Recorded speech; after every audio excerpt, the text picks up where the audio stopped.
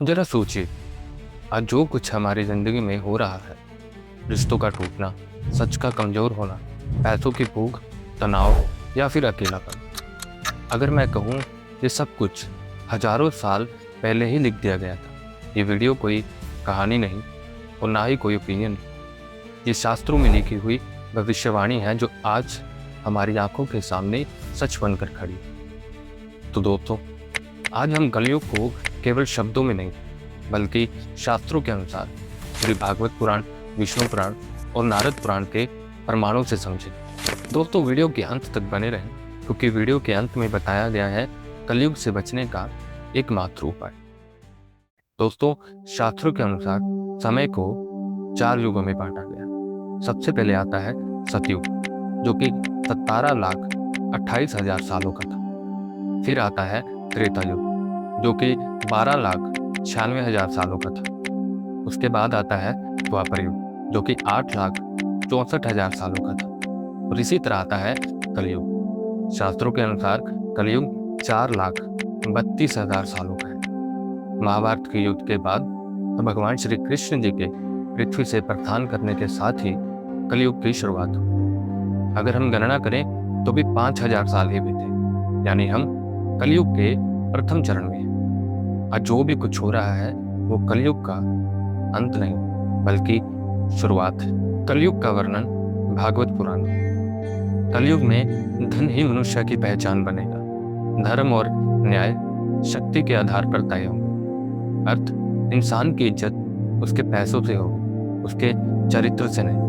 और न्याय ताकतवर के पक्ष में होंगे। आजकल आपने देखा होगा कि गरीब सच होकर भी हार जाता है और अमीर गलत होकर भी जीत जाते हैं। रिश्तों का पतन, माता पिता, पति पत्नी और संतान का संबंध स्वार्थ पर टिकेगा। आजकल आपने देखा होगा कि शादियों से ज्यादा तलाक हो रही है और वृद्ध आश्रम की भी संख्या बढ़ती जा रही है। यहाँ कलयुग का प्रभाव सीधे सीधे देखा जा सकता है। झूठ, पाखंड और दिखावा।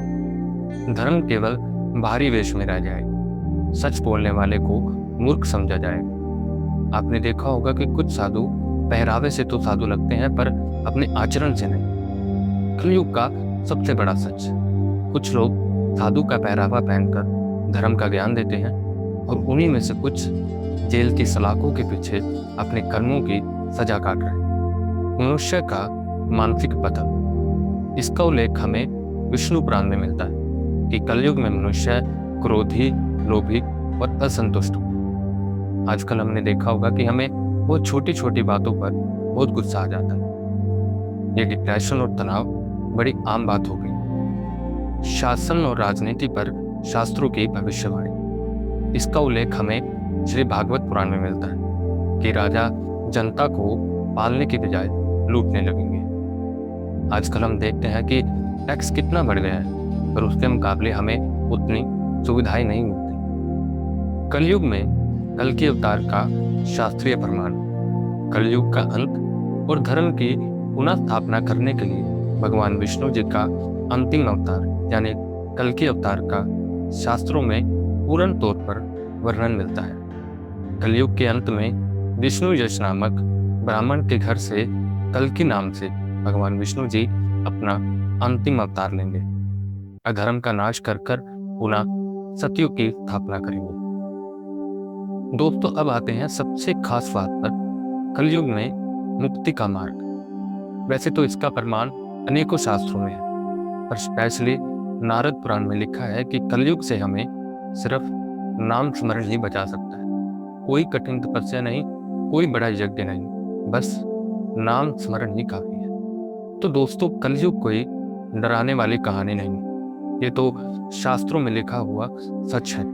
और शास्त्र हमें डराते नहीं बल्कि सावधान करते हैं। अगर हम सच के साथ रहें, अहंकार छोड़ दें और बस नाम स्मरण करें तो कलयुग भी हमें कोई नुकसान नहीं पहुंचा सकता। तो शुक्रिया दोस्तों, ऐसी और जानकारी के लिए हमारा चैनल जरूर सब्सक्राइब कर लें।